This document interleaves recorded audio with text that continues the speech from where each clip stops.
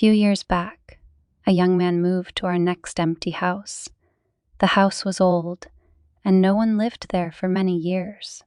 The young man was respectful to my mother, but he always looked away when I tried to talk to him.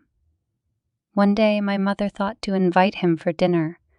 I didn't like my mom's idea, but she convinced my father. My dad went to his house to invite for dinner.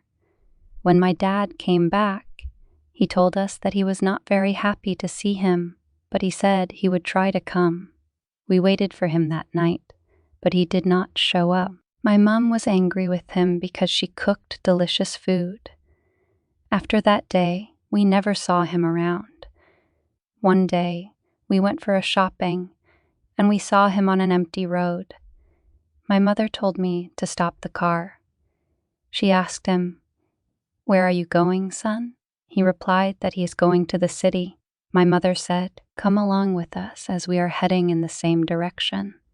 He replied, "I appreciate it, but I preferred to walk," and he continued walking. I was a bit upset about his behavior. "He is just shy," my mother said. After a few days, my mother's birthday came.